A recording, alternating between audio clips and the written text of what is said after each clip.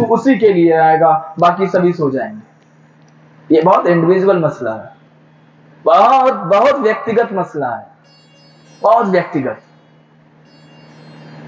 वो इतना व्यक्तिगत है कि तुम्हारे दाहिने हाथ को भी खबर नहीं होगी वो तुमसे मिलने आएगा। बहुत व्यक्तिगत। सभी सो गए, नंद बाबा जग रहे थे, वसुदेव जी ने जगाया। बाबा बाहर निकले, बाबा को आग्रह किया कि बाबा कंस के भय से इनकी ही ये आज्ञा है कि आपके पास रहेंगे और हम चाहते हैं आप इनकी सुरक्षा की, इनके लालन पालन की, जब तक हम लौट के ना आए आप इनको संभाल के रखें। कैसे बचोगे, अपना बचाव कैसे करोगे? ऐसा है, मेरे घर कन्या का जन्म हुआ है, उसी रात्रि के समय यशोदा गर्भ संभवा, यशोदा के गर्भ से जगत जननी ने जन्म लिया था। विष्णुर माया भगवती यया सम्मोहितम जगत आदिष्टा प्रभुरांसेन कार्यार्थे संभविष्यति। विष्णु की माया जिसे आप भगवती के नाम से जानते हो, जिसे आप जगत जननी के नाम से जानते हो, दो माया है भगवान की, एक योग माया, एक महामाया। भगवान की योग माया जिसे आप योग माया कहते हो, आदि शक्ति जिसे कहते हो, आपने ना भगवान की दो पत्नियां हैं, वेद में भी वर्णित है और लौकिक दृष्टि भी आप देखते हैं। लक्ष्मी का जब आप मंत्र पढ़ते हो, वेद में, यजुर्वेद में वर्णन है 31वें अध्याय में, श्रीश्चते लक्ष्मीश्च पत्नियां, दो पत्नियों का वर्णन है, श्री और लक्ष्मी। श्री को लक्ष्मी नहीं कहते, ध्यान रखना, बहुत लोग कहते हैं श्री मतलब लक्ष्मी होता है। श्रीश्च अलग है, लक्ष्मीश्च अलग है, दो पत्नियां हैं, लक्ष्मी और श्री। जो बाहर आपको दिखाई पड़ती है, जो ठाकुर जी के पाद संवाहन कर रही है, जो चरण दबा रही है, वो लक्ष्मी है। और जिसकी शक्ति से श्री ठाकुर जी कार्य कर रहे हैं, जो ठाकुर जी के हृदय स्थान पर विराजमान है, उसे श्री कहते हैं। तो श्री ठाकुर जी के साथ प्रकट हो रही है, जो यशोदा गर्भ संभवा है।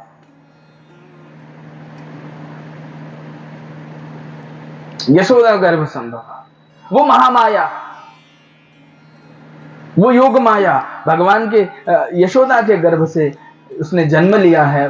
श्री वसुदेव जी उस कन्या को लेकर के वापस बंदी गृह लौट आए। जब भी माया लाओगे बंधन आएगा। अपने आप सभी जग गए, बेड़ियां पड़ गई, बंदी गृह के सभी जो सेवक थे, जो द्वारपाल थे, जो सिपाही थे, सभी जग गए, शोर मच गया। देवकी ने किसी शिशु को जन्म दिया है। दौड़े दौड़े कंस सो रहा था, सूचना मिली, दौड़े दौड़े वहीं से भागा, आके देखता है और कहता है ये तो कन्या है। वसुदेव तुम झूठ बोल रहे हो ही नहीं सकता। मृषा न जाय देव ऋषिवाणी, ऋषिवाणी है, देवता की वाणी थी। देवकी को 8वां पुत्र ही होगा। कहां है 8वां? ये तो पुत्री हो गई। फिर भी क्रोध में भर के उसने जैसे ही उस पुत्री को मारना चाहा, वो आकाश में चली गई, उसके हाथ से छूटकर आकाश में चली गई और वहां से भविष्यवाणी किया कि अब तुझे मारने वाला जन्म ले चुका है, तेरा वध बहुत निश्चित हो चुका है, तू व्यर्थ प्रयास कर रहा है। कंस बहुत भयभीत हुआ और इधर अब सुबह हुई, सूर्योदय हुई, सभी सो गए थे। तो नंद बाबा की जो बहन थी ना, वो उठी, क्योंकि उसने रात्रि में प्रसव करवा के फिर वो सोई थी। और रात्रि में सुनंदा ने देखा था कि यशोदा जी को कन्या हुई है। उसने देखा ये रातों रात क्या चमत्कार है, कन्या से शिशु कैसे हो गया, बालक कैसे हो गया। उसने कहा हो सकता है मेरा भ्रम रहा हो। कभी कभी होता है, आदमी कहता है हो सकता है मेरा भ्रम रहा हो, ठीक से ना देखा हो मैंने।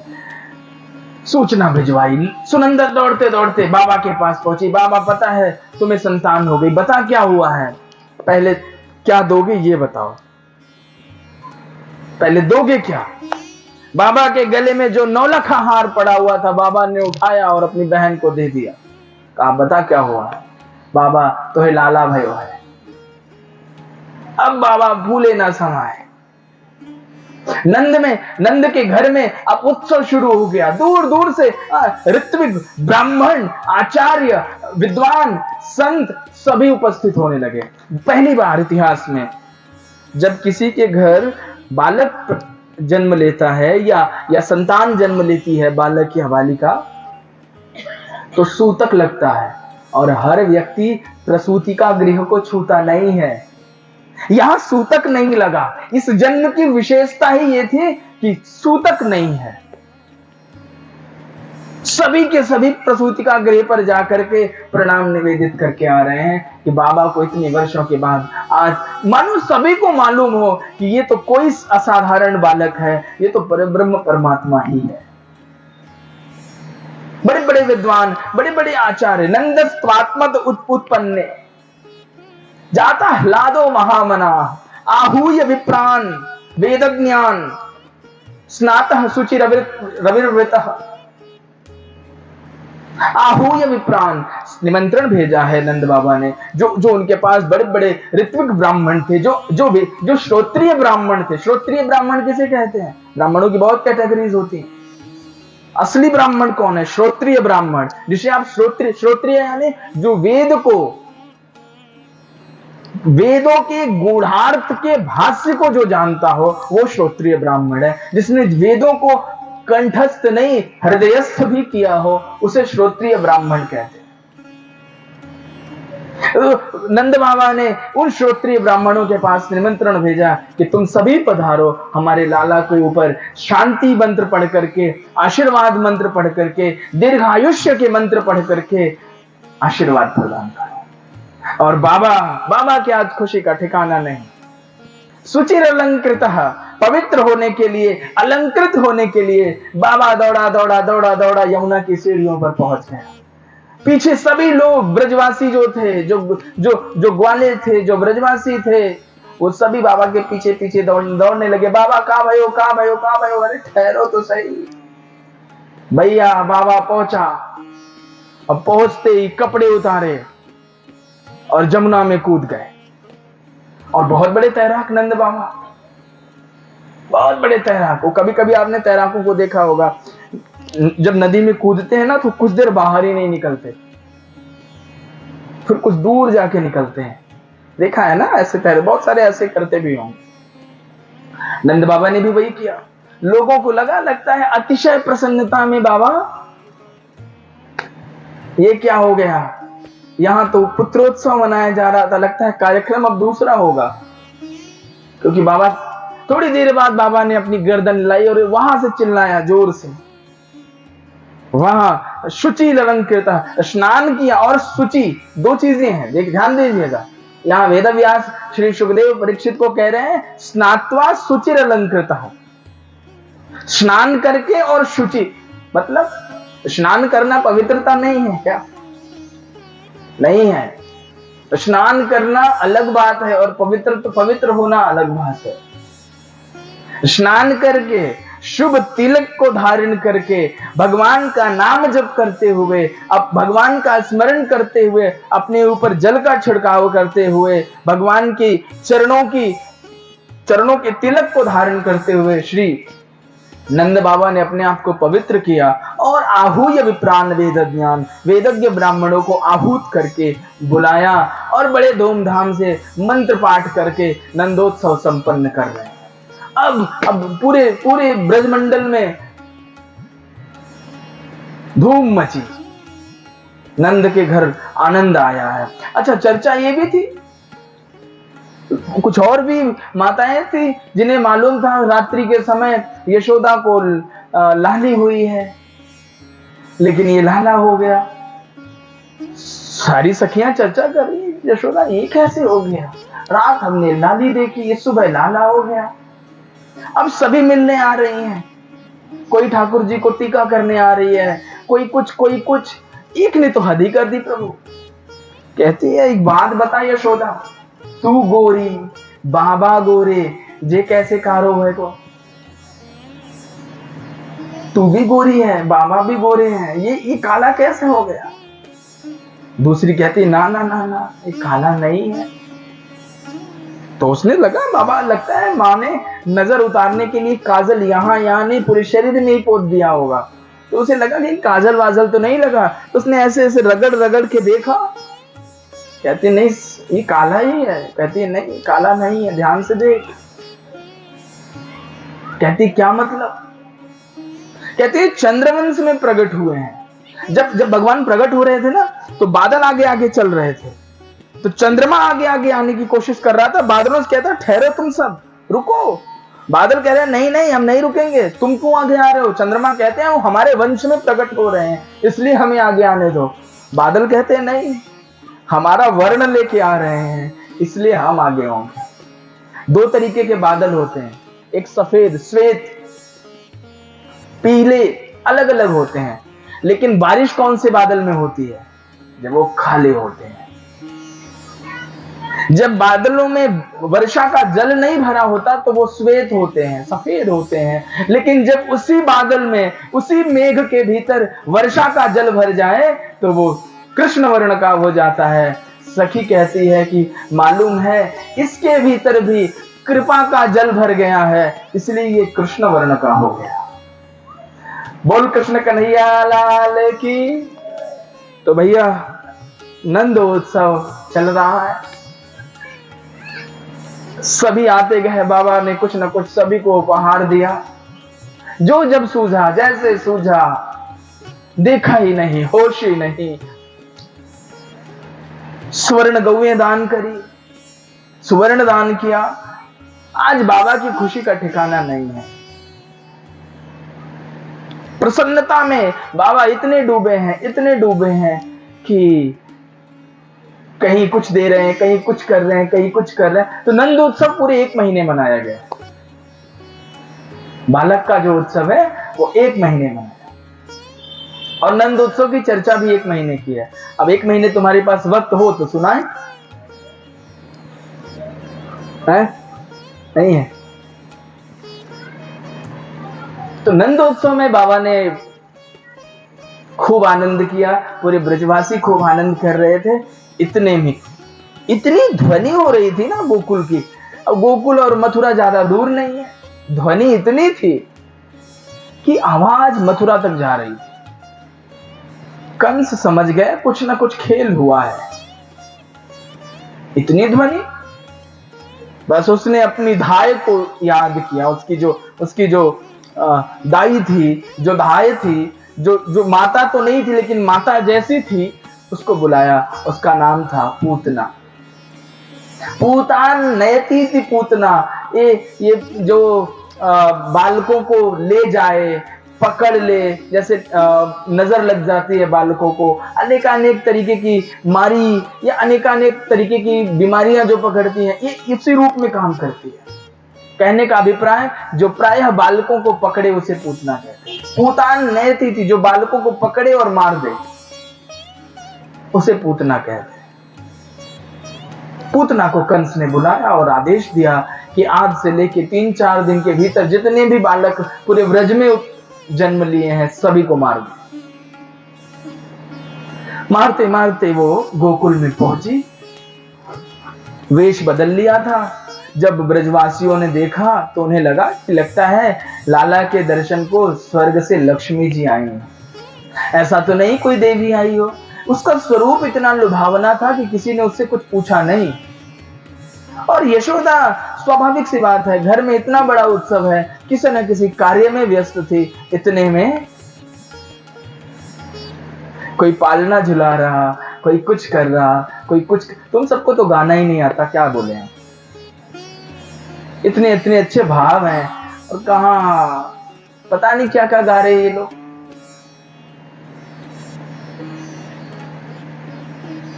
तो कोई पालना झुला रहा है, कोई कुछ कर रहा है, कोई कुछ कर रहा। और इतने में पूतना का आगमन हुआ। पूतना ने कान्हा को देखा और जैसे ही कृष्ण ने पूतना को देखा अपनी आंखें बंद कर ली। संत इसके अलग अलग भाव देते हैं। पूतना को देख के कृष्ण ने आंखें क्यों बंद करी? पहला भाव ये है, ठाकुर जी ये संदेश देना चाहते हैं, जो बालकों को मारे, जो बालकों को प्रताड़ित करे, जो बालकों का वध करे, उसे भगवान भी देखना नहीं चाहते। इसलिए बालवध, बालक की हिंसा, बालकों की प्रताड़ना, ये प्रभु भी स्वीकार नहीं करते। हमारे यहाँ की पुरानी परंपरा, इसीलिए सभी कहते हैं बच्चे भगवान के स्वरूप। वो बहुत खालिश होते हैं, बहुत भीतर से खाली होते हैं, जो तुम भरोगे वही भरेगा उनमें। इसलिए हमारे शास्त्र देखो, हमारे शास्त्रों के जितने भी ऋषि हुए हैं, सूत जी की उम्र बहुत छोटी है, शौनक जी की बहुत ज्यादा है। शौनक जी 80 वर्ष के हैं, सूत जी 8 वर्ष के हैं। श्री सुखदेव जी 16 वार्षिकस्तदा, बड़े बड़े वहां उनके दादा, उनके परदादा, उनके पिता और बड़े बड़े ऋषि बैठे हैं जिनकी उम्र उनसे कई 100 गुना ज्यादा है, कई 100 गुना, लेकिन फिर भी 16 वार्षिकस्तदा। श्री शुकाचार्य जी महाराज मात्र 16 वर्ष के हैं। सनकादि को देख लो, सनकादि ऋषियों की अवस्था 5 से 6 वर्ष की है, लेकिन वो हमारे पूर्वजों के भी पूर्वज। ये गहरा संदेश है कि जितनी अध्यात्म की संभावना बालक में होती है उतनी वृद्ध में नहीं होती। अब तो डॉक्टर कहते हैं ये बात कि इस बालक में जो 5 साल में भर जाएगा वो भर जाएगा फिर। और वही, इसलिए कोशिश ये होनी चाहिए कि उनकी आध्यात्मिक नींव वहीं से भरी जाए। खैर, भगवान ने देखा पूतना को और आंखें बंद कर ली, और जैसे ही आंखों को बंद किया, और दूसरे पक्ष में संत ये भी कहते हैं कि ठाकुर जी ने आंखों को इसलिए बंद किया कि ये जो भी है, जैसी भी है, ये मेरी माता है। दूध पिलाने का काम कौन करता है? माँ ही तो करती है ना। जो स्तनपान कराए, जो दुग्ध पान कराए, वो माँ। ठाकुर जी ने कुछ नहीं देखा, इसलिए हमारे व्रज के संत कहते हैं ठाकुर जी को फार साइटेडनेस है, निकट दृष्टि दोष। सही में, जो उनके समीप चला जाए ठाकुर जी उसके अवगुण नहीं देखते, उसके दोष नहीं देखते। मैं परसों भी ये बात कह रहा था, सन्मुख होई जीव जब मोहि, जीव सन्मुख होई जीव मोहि जब ही, जन्म कोटि अघनाशो तबहि। जैसे ही जीव सन्मुख होता है परमात्मा के, उसके करोड़ों करोड़ों जन्मों के जो पाप हैं वो ठाकुर जी पल भर में समाप्त कर देते हैं। उसके समीप जाने से, उसके सन्मुख होने से। दिया तो तभी जलेगा ना जब जलते हुए दिए के करीब जाओगे। कोई हम भी दिया है, ठाकुर भी दिया है, गुरु भी दिया होता है, हम बुझे हुए दिए, वो जला हुआ दिया। लेकिन अब दिए को दिए से जलना है तो कितना डिस्टेंस मेंटेन करना होगा, ये विचार कर लो। और जो भी जाएगा दिए के, जलते हुए दिए के करीब में जो भी जाएगा वो जलेगा जरूर। इसलिए ठाकुर जी के सम्मुख जो जाता है वो उनको प्राप्त कर लेता है। अहो बकीयम स्तनकालकूटम जिघांसया पाय यदप्य साध्वी, लेभे गतिम धातृचितां ततोन्यम कम वा दयालुम शरणं व्रजेम। ये सुखदेव जी को सम्मोहित करने का मंत्र था साहब। जब सुखदेव जी जंगल भाग गए ना, और जंगल में जाके तप करने लगे, वेद व्यास जी मनाने लगे, घर चलो घर चलो घर चलो। ओ वेद व्यास ने फिर कहा ये ऐसे नहीं आएंगे। अब बाप तो फिर बाप होता है। उन्होंने एक श्लोक लिखा, और वो श्लोक भागवत का श्लोक है, और उस श्लोक को जंगल में अपने शिष्यों को बोला कि जाकर के गा के आओ। सुनाओ कौन सा श्लोक है? बरहा पीडम नटवर वपुः कर्णयोः कर्णिकारं, बिभ्रदवासः कनक कपिशं वैजयन्तीं च मालम्, रन्ध्रान् वेणोरदर सुधया पूरयन् गोपवृन्दैः, वृन्दारण्यं स्वपदरमणं प्राविशद गीत कीर्तिः। ये वेणु गीत का श्लोक है। भागवतकार कहते हैं कृष्ण कैसे दिखाई पड़ते हैं, कृष्ण कैसे हैं, ये कोई नहीं बता पाया, लेकिन भागवत बता रही है कि कृष्ण दिखते कैसे हैं। कैसे दिखते हैं? तो कह रहे हैं बरहा पीडम, जिसने अपने सिर में मोर मुकुट धारण कर रखा है और उसका मुकुट थोड़ा सा बाएं होकर के झुका हुआ है, बरहा पीडम। और नटवर वपुः, तो नटवर है, नट भी है और वर भी है। बहुत छोटा है लेकिन वर भी है। वर किसको कहते हैं? दूल्हे को। बड़ा सजा धजा सा ठाकुर है हमारा। यही तो विशेषता है, वो हर स्थान पर दूल्हा बन के खड़ा है, कोई तो जाके उसका वर्ण कर ले, इसलिए वो वर है। हमारे राधा वल्लभ जी की रोज शादियां होती हैं, आपको बता दूं मैं, रोज कभी भी जाके देखना। हमारे वृंदावन के जो 5 ठाकुर हैं, श्री बांके बिहारी जी, श्री राधा वल्लभ जी, श्री राधा रमन जी, श्री राधा दामोदर जी, श्री राधा श्याम सुंदर जी, इनमें अलग अलग गोपियों ने 5 भावों से श्री ठाकुर जी को पुकारा था। 5 भावों से। उन 5 भावों में संतों ने 5 भाव के ठाकुर प्रकट किए, श्री बांके बिहारी जी, श्री राधा वल्लभ जी, श्री राधा रमन जी। तो जो राधा वल्लभ जी हैं, इनकी रोज शादियां होती हैं, इनको रोज विवाह होते हैं। क्यों?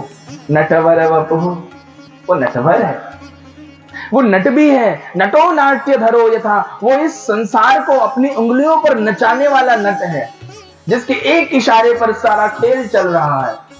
वो इस संसार को, वो देखो कठपुतली को नचाने वाला कैसे नचा। कभी कठपुतली का नाच देखा है किसी ने? बहुत कम लोग। इन बच्चों को दिखा के लाओ जाके कहीं, ये बच्चे भूल जाएंगे सर। कभी देखना कठपुतली वाला कैसे कठपुतलियां नचाता है, अंगुलियों का खेल है सर। ऐसे ही नट उसी को कहते हैं जो कठपुतलियों को अपनी अंगुलियों के इशारे पर नचाए। ठाकुर जी वही हैं, हम सब कठपुतलियां हैं, वो हमारा नट है, अपनी अंगुलियों के इशारों पर हमें नचाता है। यही स्थिति। और वर भी है, वो अपनी कठपुतलियों को वर्ण भी करता है, अगर कोई चाहे कि वो उसके पास चला जाए।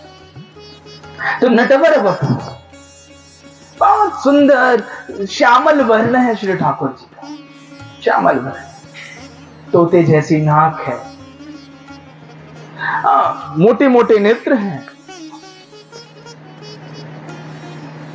और कर्णयोः कर्णिकारम, कनेर का फूल लगाया हुआ है।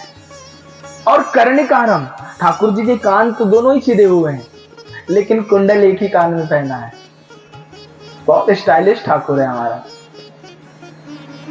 एक ही कान में, वेद व्यास कह रहे हैं ठाकुर जी दिखते कैसे हैं। एक ही कान में, कान तो दोनों ही छिदे हैं, लेकिन एक ही कान में कुंडल है। और कर्णयोः कर्णिकारम, कनेर का जो फूल होता है, उसके फूलों को अपने कानों में ठाकुर जी ने फंसाया है। और टेढ़ी चाल है, त्रिविक्रम है। कर्णयोः कर्णिकारम, विभ्रद्वासः, साफ सुथरा कपड़ा, मैले कुचैले नहीं। मैया राजा के बेटे हैं, नंद बाबा के लाडले हैं। रेशमी पीतांबर धारण करते हैं ठाकुर जी, शुभ्र साफ सुथरा वस्त्र। विभ्रद्वासः कनक कपिशम, सुवर्ण के जैसी कांति वाले वस्त्रों को धारण करते हैं, यानी पीतांबरी धारण करते हैं। और पीतांबरी कहां से आई है? बरसाने से। श्री प्रिया जी ने श्री ठाकुर जी के लिए भेजा है। वही हमारे वृंदावन, देखिए हमारे वृंदावन की एक ऐसी परंपरा है जिसमें वो मानते हैं कि ठाकुर जी 2 हुए। यही ठाकुर 2 भागों में बटा। वृंदावन के ठाकुर को द्वारिकाधीश के रूप में आकलन मत करना। द्वारिकाधीश वाला अलग है, मथुरा वाला अलग है, और हमारे वृंदावन का अलग है। यहाँ वृंदावन का जो ठाकुर है वो सब श्री जी की आज्ञा पर चल रहा है। यहाँ का ठाकुर भी अद्भुत है, बहुत अद्भुत। यहाँ पर ठाकुर जी ने जो पीतांबरी धारण की है वो भी विशेष है। अब इस पर मैं कल इसको बताऊंगा, वो पीतांबरी कितनी विशेष है, क्योंकि उसकी चर्चा कल ही अच्छी लगेगी।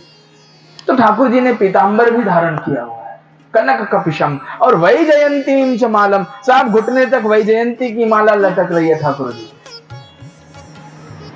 गले में कौस्तुभ मणि है, श्रीवत्स का चिन्ह, और वैजयंतीम च मालम, और रंध्रान वेणु, होठों पर बांसुरी है श्री कृष्ण। अपने अधर सुधा से, वंशी के माध्यम से पूरे जगत को वंशी की ध्वनि सुना रहे हैं कृष्ण। जिसके जीवन में शांति नहीं है, लेकिन वो पूरी दुनिया में शांति स्थापित करने के लिए काम कर रहा है, वो कृष्ण है। दोनों पक्ष देखना, कृष्ण के माखन खाने के भी पक्ष को देखना, और कृष्ण के द्वारिकाधीश होने के पक्ष को भी देखना। दोनों ही पक्ष हैं। नंद्रान वेणु रधर सुधया पूरयन गोप वृंदे। ये वृंदावन के ठाकुर का ध्यान करना भी बहुत अलग है। ऐसा अद्भुत ठाकुर, श्यामल वर्ण है, कपिशम पीतांबरी धारण करी हुई है, गले में वैजयंती की माला लटक रही है, मयूर पिच्छ भी धारण किया हुआ जो थोड़ा सा टेढ़ा होके लटक रहा है ठाकुर जी के। और पूरयन गोप वृंदई, चारों तरफ गोप वृंदों से घिरा हुआ ठाकुर है, और पूरे शरीर में चंदन का लेप किया हुआ है। आहा, कर्पूर केशर मिश्रित चंदन का लेप है ठाकुर जी के पूरे अंग में, कांति ही अलग हो गई है ठाकुर। और ऐसा ठाकुर उन गोप ग्वालों के बीच में रमण करता हुआ, उनको प्रसन्न करता हुआ विचरण कर रहा है। तो जब ये श्लोक, ये भाव, ये दर्शन जब श्री सुखदेव जी की कर्ण विवरों में पढ़ा तो सुखदेव की समाधि टूट गई। क्या हुआ? समाधि टूट गई। सुखदेव ने कहा, क्या ब्रह्म का निरूपण ऐसा है? क्या ब्रह्म ऐसा होता है? क्या भगवान ऐसा होता है? वेद व्यास ने कहा, पुत्र तुम भगवान को खोजने गए हो, भगवान को ढूंढने गए हो, मैं बताता हूं भगवान कैसा होता है। पिता थे, ज्ञानी थे, गुरु है वेद व्यास। उन्होंने कहा, मैंने देखा है कृष्ण को, इसलिए मैं बता सकता हूं। जो जाने सोई दे जनाए। वेद व्यास तो जानते हैं कृष्ण को, देखा है कृष्ण को, स्वयं कृष्ण के ही अवतार हैं श्री वेद व्यास, इसलिए वो जो बता रहे हैं वो सच बता रहे हैं। और उन्होंने कहा, पुत्र तुम ब्रह्म के लिए जंगल गए हो, मैं तुम्हें बता देता हूं ब्रह्म कैसा दिखता है। और संदेश भेज दिया। और जब सुखदेव ने सुना, समाधि टूट गई। आहा, क्या अद्भुत श्लोक है, क्या अद्भुत विवरण है। चलना चाहिए पिताश्री के पास, लेकिन फिर बैठ गए। ये तो भगवान थोड़ा लग्जूरियस लग रहा है। हाँ, और क्या। अब हम बाबा बैरागी आदमी, खुद हमारे पास कपड़े नहीं है, ये पीतांबरी पहनता है, हम लगाते हैं भस्म, अवधूत वेश, ये चंदन लगाता है, वो भी केशर कर्पूर मिश्रित। हम संसार से अलग चलते, ये पूरे संसार में रहता है। सामंजस्य नहीं बैठेगा। मैं अवधूत हूँ, ये भगवान तो ठीक है, लेकिन हम इनके, ये क्या पता ये हमें स्वीकार कर, मैं तो स्वीकार कर रहा हूँ, लेकिन क्या मालूम हमारे जैसे अवधूत वैरागी को कृष्ण स्वीकार करेंगे कि नहीं करेंगे। जब ये भाव श्री वेदव्यास ने सुना तो फिर दूसरा श्लोक श्री सुखदेव के पास भेजा, और यही था, अहो बकीयम स्तन कालकूटम जिघांसया पाय यदप्य साध्वी। पुत्र तुम तो अवधूत हो, तुम तो गुरु स्वरूप हो, तुम तो ज्ञान स्वरूप हो, तुम शुक हो, तुम श्री प्रिया जी के शुक हो, तुम्हारी तो तुलना ही नहीं की जा सकती। जब उस परमात्मा ने अहो बकीयम, क्या भाग्य है उस बकी का, क्या भाग्य। बकीयम मतलब बकासुर, और बकासुर की बहन का नाम बकी था, जिसको पूतना कहा जाता है। कहते अहो बकीयम, उस पूतना का सौभाग्य देखो। क्या सौभाग्य, ठाकुर जी को जहर पिलाने गई थी, जहर पिलाने गई थी ना। और भगवान ने क्या किया उसके साथ, लेभे गतिम धात्रिचिताम ततोन्यम। भगवान ने अपनी आंखें बंद कर ली जब पूतना को देखा, और विचार करने लगे, ये मेरी माँ है और इसको वही गति प्रदान करूंगा जो यशोदा को दे रहा हूं, जो देवकी को दे रहा हूं, वही गति पूतना को भी प्रदान करी भगवान ने। इसलिए कह रहा हूं, आप उसके करीब जाओगे तो वो भूल जाएगा तुम्हारे दोषों को। वो केवल और केवल ये देखता है कि तुम उसके पास चले गए। जो भी अग्नि, मैं कहता हूं अग्नि में जो वस्तु डाली जाती है वो जल के खाक हो जाती है, चाहे अच्छी डालो या बुरी डालो।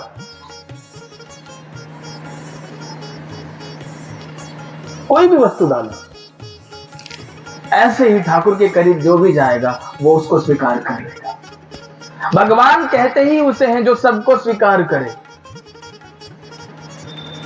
जो सबको स्वीकार करे। मुझे बहुत प्रेरक प्रसंग एक लग रहा है। एक चोर एक बार एक मंदिर में चोरी करने गया, शंकर जी का मंदिर, और गांव में या कहीं भी शंकर जी के ज्यादातर मंदिरों में दरवाजे नहीं होते थे तब। अब आजकल तो लगने लगे हैं, पहले के समय में शंकर जी के मंदिरों में ज्यादा दरवाजे नहीं होते थे। एक घंटा लगा होता था, नीचे जलहरी होती थी, जलाभिषेक होता था और शिवलिंग होता था। अब वो चोर पहुंचा शंकर जी के मंदिर चोरी करने, उसको कुछ ना सूझा। उसने देखा घंटा ही माल वाला लग रहा है, घंटा ही उतार लो। उसने कहा घंटा उतारा कैसे जाए, प्रयास उसने बहुत किया। जब उसे लगा कि अब घंटा उतारा नहीं जा सकता तो वो शिवलिंग पे खड़ा हो गया और घंटा उतारने लगा। शंकर जी ने सोचा आज तक बहुतों ने बहुत कुछ दिया, ये कैसा अनोखा भक्त आ गया जिसने खुद ही को सौंप दिया। भगवान शंकर प्रकट हो गए, इतने प्यारे इतने भोले हैं वो। भगवान कहते हैं उसे जो सबको स्वीकार करे, ठाकुर जी ने स्वीकार किया। तो जब ये बात श्री सुखदेव जी के मन में गई, जब उन्होंने ये दोबारा श्लोक सुना तो दौड़े दौड़े वेदव्यास के आश्रम आ गए और सुखदेव फिर वहां वेदव्यास के पास रह करके और सुखदेव हो गए। और इतना इतना ज्ञान, इतनी निष्ठा और इतना सामर्थ्य है श्री सुखदेव जी के पास कि वो परीक्षित जैसे व्यक्ति को मुक्ति की ओर ले जा रहे। और फिर एक बार उसी यात्रा पर आऊं, जब श्री भगवान ने देखा कि पूतना आई दुग्ध पान करा रही है, भगवान ने उसको सोचा कि इसको माता के समान गति प्रदान करनी है। ये सोचते हुए भगवान रुद्र का आवाहन किया और महादेव से कहा देखो ऐसी बात है, हम तो दूध मिश्री खाने वाले आदमी हैं, जहर पीने का तुम्हारा आपको शुरू से अनुभव है, तो तुम जहर पी जाओ, मैं दूध पी लेता हूं। रुद्र ने दुग्ध पान कर लिया और रुद्र ने विष पान कर लिया और कृष्ण ने दुग्ध पान कर लिया। और दुग्ध पीते पीते पीते पीते श्री कृष्ण पूतना के प्राण भी पी गए। और भैया बड़ी जोर से, अब जैसे जैसे वो तो पूतना भगवान को लेके घर से बाहर चली आई थी, और जैसे ही बाहर निकली और भगवान ने उसको पीना शुरू किया, वो छुड़ाए भगवान उसे छोड़े ना। यही इसी को कहते हैं भगवान, या तो वो पकड़ता नहीं और जब पकड़ता है तो तुम छुड़ाना चाहो तो भी वो तुम्हें नहीं छोड़ता, इसी को भगवान कहते हैं। अब पूतना छुड़ाना चाहे तो वो ना छोड़े। और पीते पीते भगवान पूतना के प्राण पीने वाले थे, वो अपने असली रूप में आ गई, असली रूप में, ओ पहाड़ जैसा शरीर था। और पीते पीते भगवान जब उसके प्राण पी गए, जब वो मरी तो अब कई योजन की थी वो, तो भगवान ने उससे कहा देख मर तो तू रही है लेकिन गोकुल में मत गिरना। मामा ने जो बगीचा बनवाया है, विदेशों से जो प्लांट्स मंगवाए हैं, अपने लिए पार्क बनवाया है टहलने के लिए, वहीं गिर। एक बड़ा अच्छा भाव देते हैं संत, और कहते हैं भगवान पूतना को वहीं गिराए जहां कंस ने बहुत बढ़िया सा बाग बनवा रखा था। कभी कभी वो मॉर्निंग वॉक करने आता था, वहां सुंदर सुंदर विदेशी दूब लगवा रखी थी, सुंदर सुंदर विदेशी पुष्प लगवा रखे थे। गोविंदाय नमो नमः। भगवान ने पूतना का वध कर दिया। जब पूतना का उद्धार हो गया, मां बड़ी परेशान, यशोदा बड़ी परेशान, और थोड़ी देर बाद जब सूचना प्राप्त हुई तो उसके होश में होश आया, प्राण में प्राण आया, और ठाकुर जी का उत्सव चल रहा है। घर में भीड़ लगी थी, ठाकुर जी पालने में झूल रहे थे, और सारी माताएं सखियां ठाकुर जी को रिझा रही हैं, प्रेम कर रही हैं,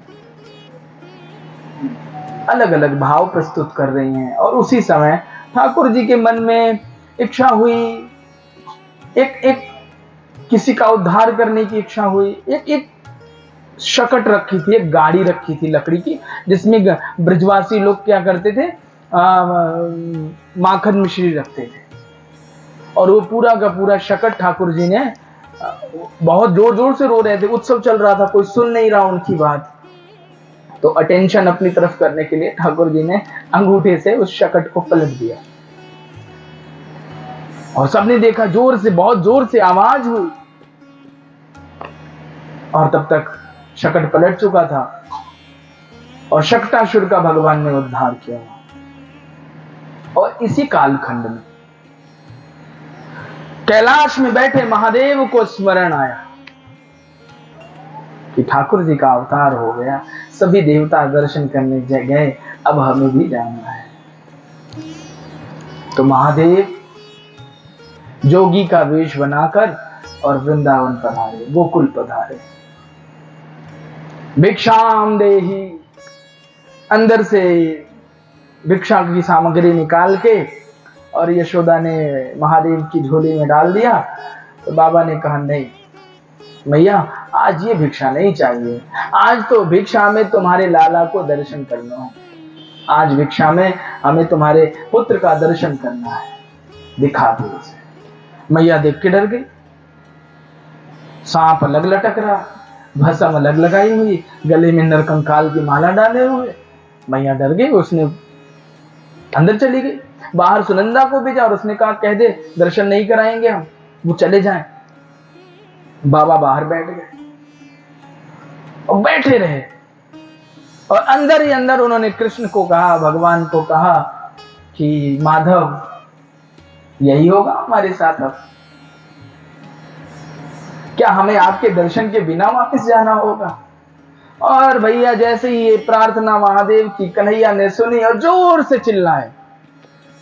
और जब छोटा बच्चा जब बहुत रोता है तो माताएं क्या करती हैं, कोई नजर तो नहीं लग गई, कोई कुछ तो नहीं हो गया, कोई कुछ भूत ऊत ने तो नहीं पकड़ लिया, झाड़ फूक वाले को बुलाना, इसको करना उसको करना, यही सब तो होता है।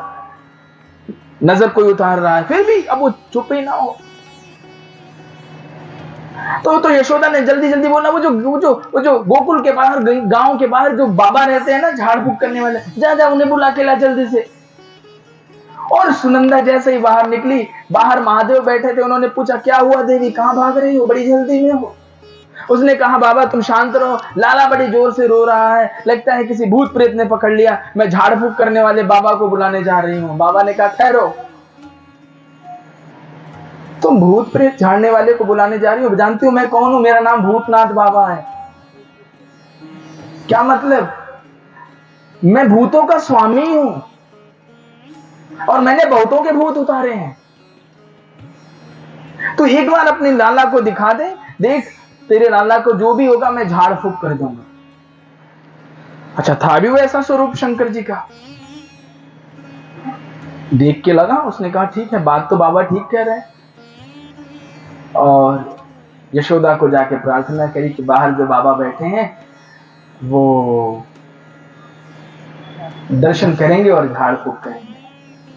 उसने कहा ठीक है, चल ले चल। और जब महादेव की गोदी में लाला को मैया ने दिया तो डरते डरते एक तरफ फुम फुम फुम कत सर पजाल हृदय घं घं चघंकारवम, गले में बड़ा जोर का शर्प है जो फुफकार रहा है।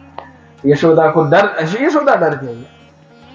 अरे मैया डरती काहे को है, मेरे गले में एक छोटा सा पड़ा हुआ है, ये जिसके ऊपर सोता है ना उसके 1000 सिर हैं। शांताकारम भुजग शयनम पद्मनाभम सुरेशम।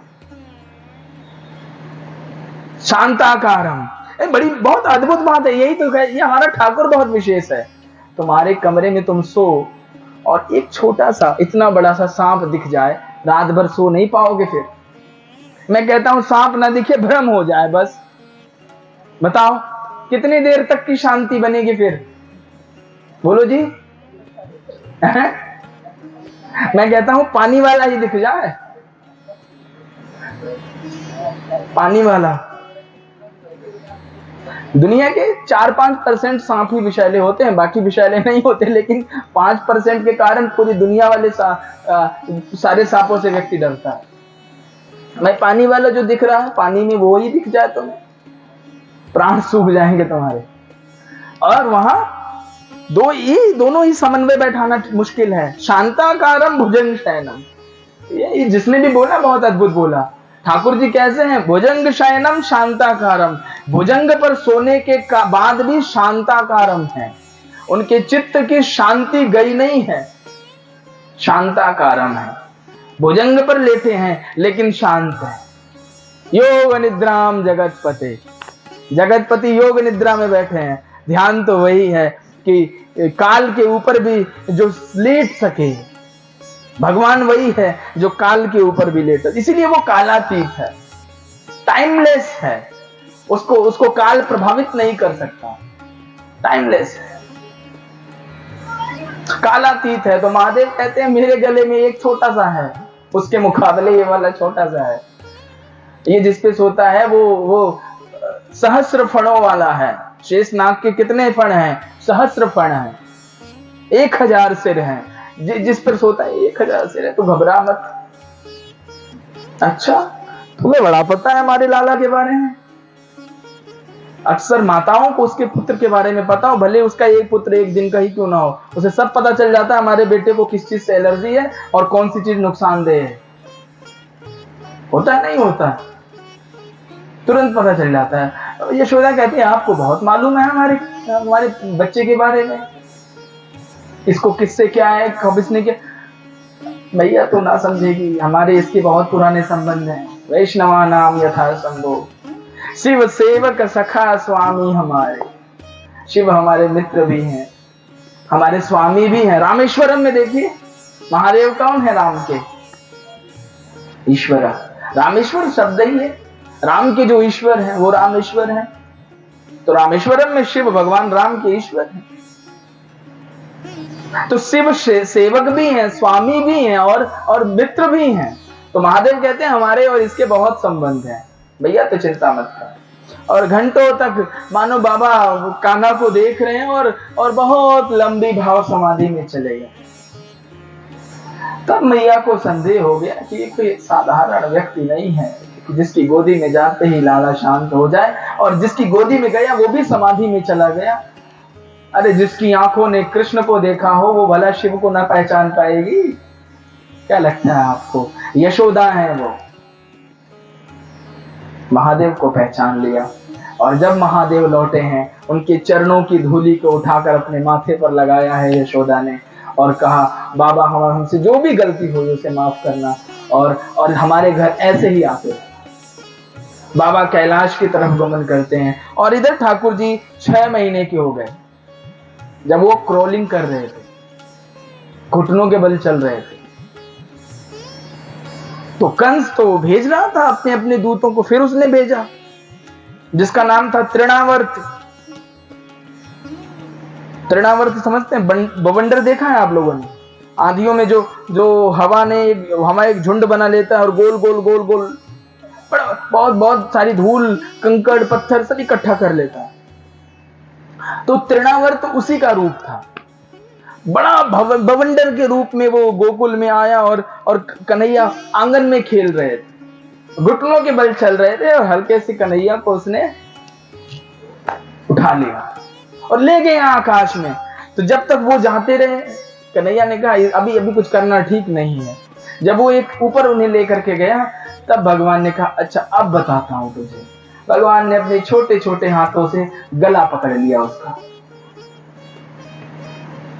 और गला दबा के उसका वध कर दिया, तृणावर्त का वध किया। तो हमारे वृंदावन के संत कहते हैं कि मैया ने कान्हा को, लाला को माखन मिश्री खिला खिला के मोटा कर दिया था। तो कुछ लोग, और छोटे भी थे वो छोटे से, तो कुछ लोग उन्हें छोटू सरकार कहते थे, कुछ लोग उन्हें मोटू सरकार कहते थे, और बाद में उसका गला घोट के मार दिया तो उनका नाम घोटू सरकार भी हो गया। अलग अलग विभिन्न विभिन्न भाव हैं। देखो कृष्ण की कथा चल रही है, तुम्हारे अंदर उत्साह जरूरी है, ऐसे बुझे बुझे मत बैठो, अपराध है।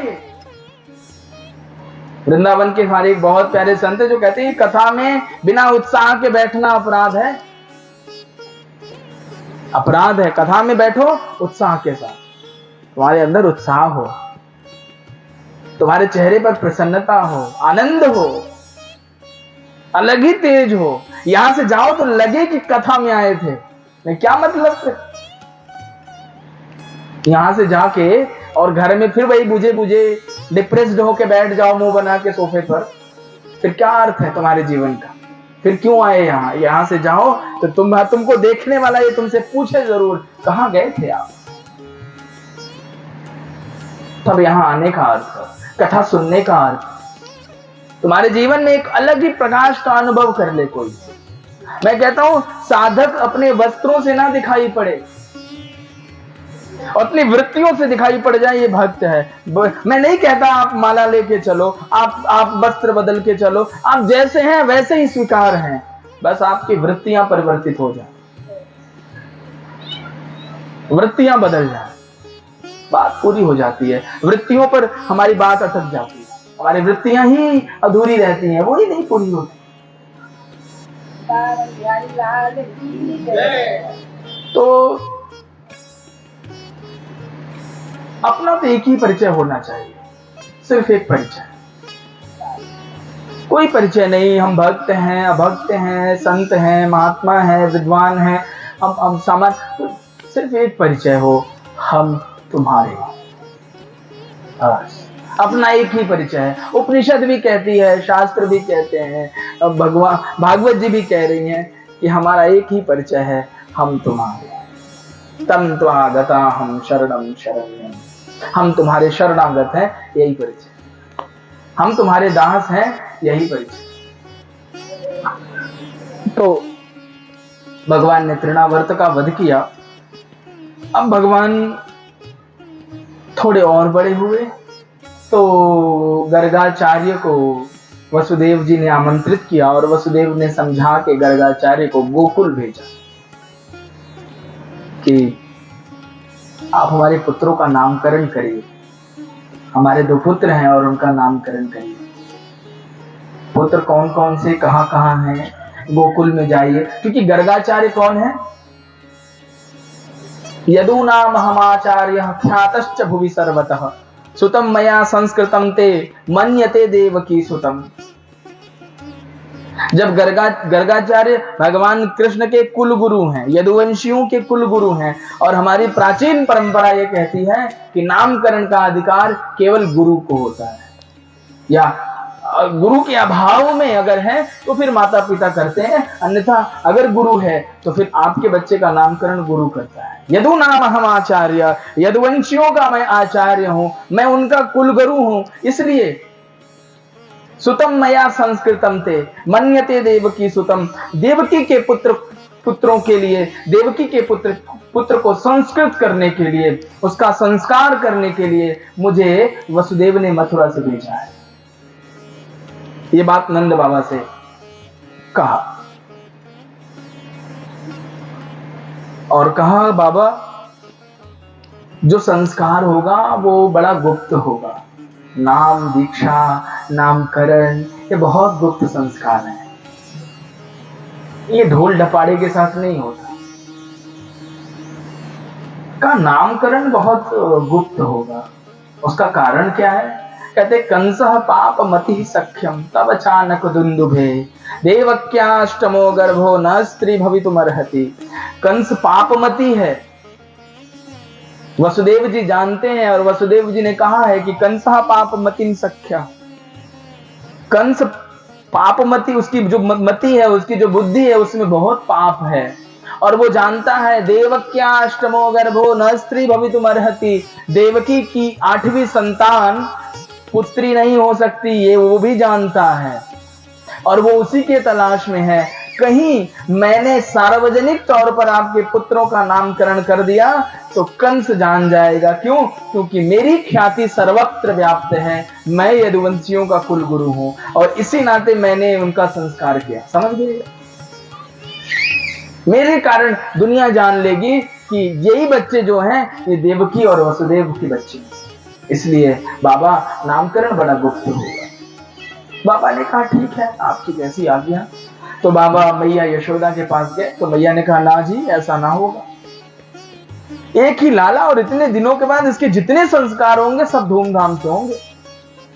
वो अपनी जिद पर, फिर बाबा ने समझाया और जो जो वस्तु स्थिति थी वो बताया। तो मैया तैयार हो गई, उधर रोहिणी मैया भी तैयार हुई। तो माता यशोदा ने कहा कि ऐसा करो, मेरा लाला तुम अपनी गोदी में ले लो, तुम अपना लाला मुझे मेरी गोदी में ले लो। ये गर्गाचार्य अपने आप को बहुत बड़े गुरु बन रहे हैं ना, पता करते हैं इनकी बुद्धिमत्ता कहां तक है। माताएं होती हैं, कभी कभी परीक्षण करती हैं। उन्होंने कहा हाँ बात तो ठीक है। तो कृष्ण को रोहिणी ने ले लिया और रोहिणी के पुत्र को यशोदा ने अपनी गोदी में ले लिया। और नामकरण कहाँ हो रहा है? गौशाले में।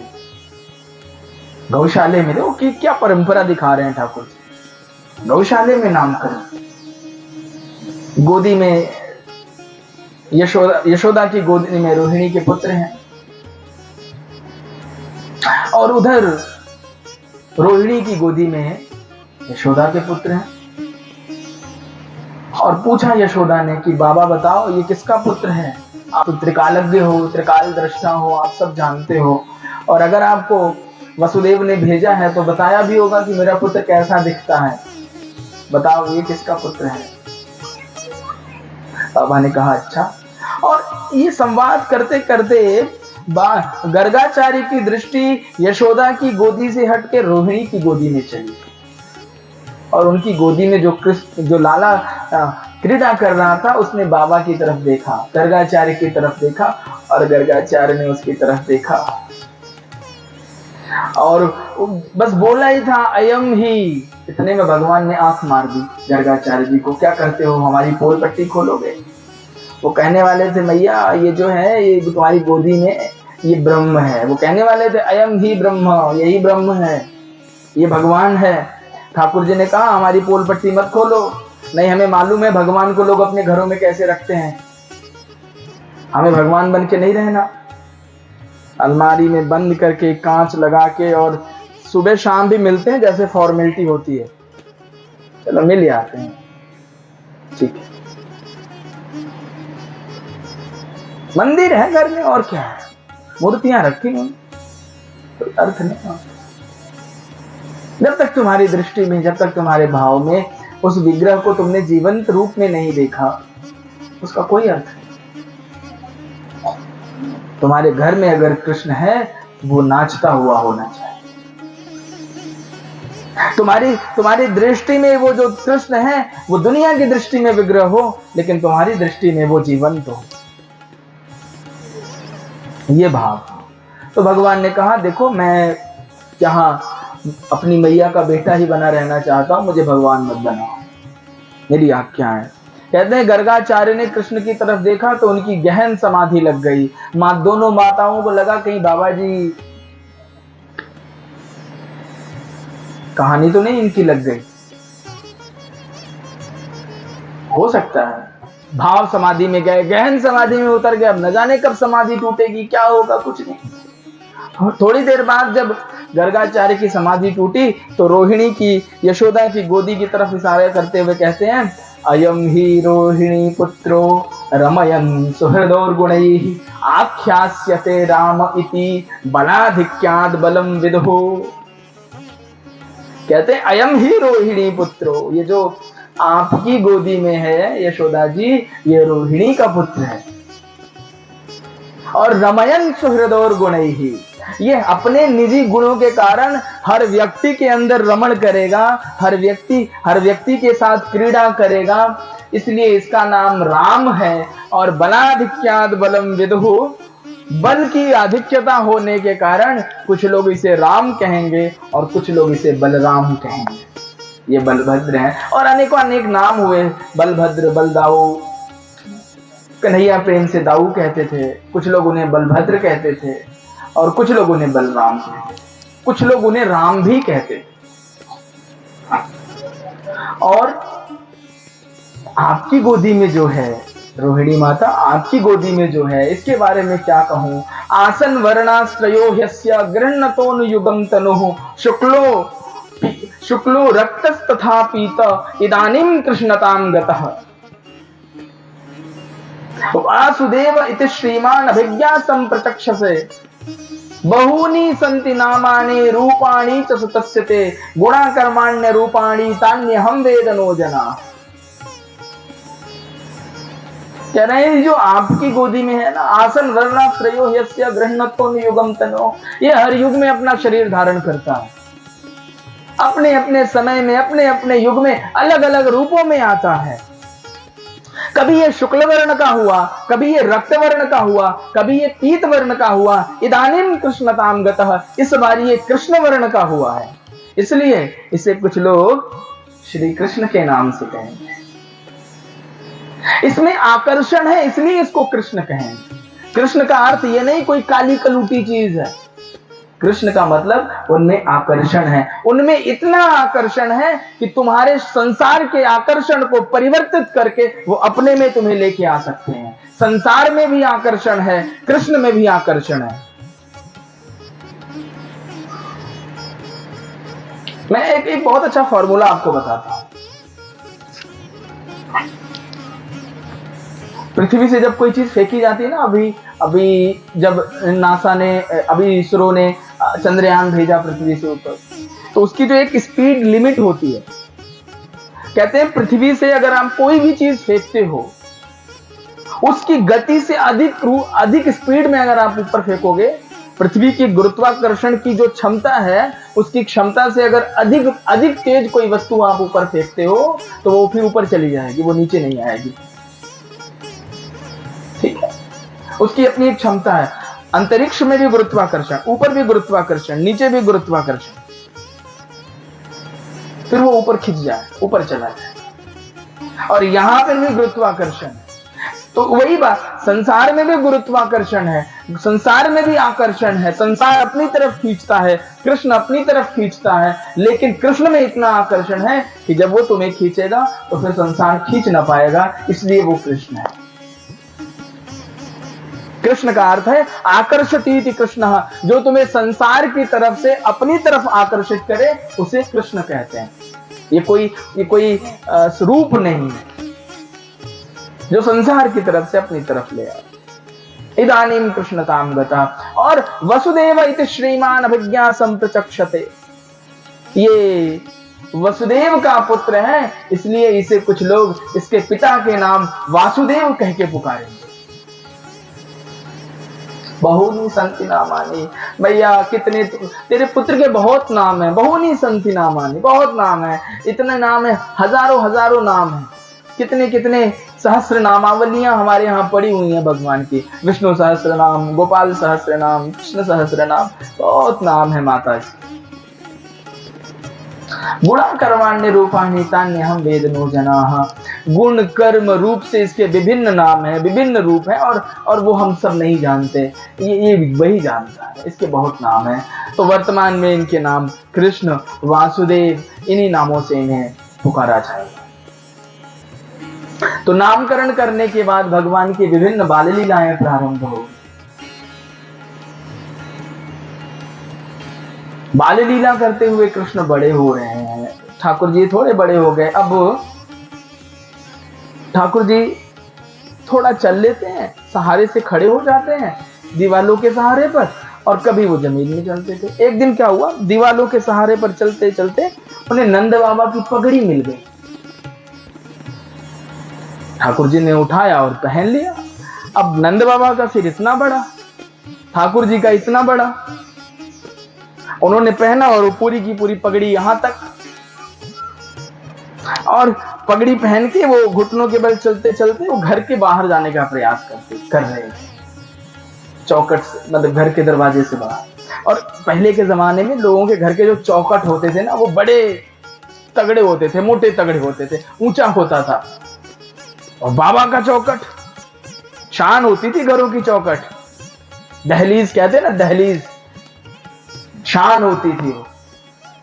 अब तो रही नहीं, तब वो शान हुआ करती थी, वो शान थी, बाबा की चौकट थी।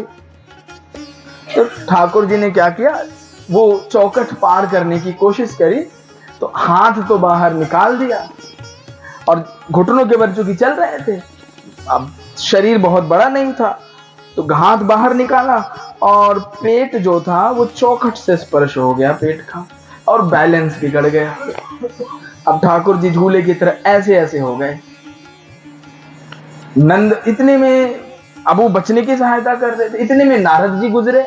नारद जी को आवाज दी, ठाकुर जी ने बचाओ।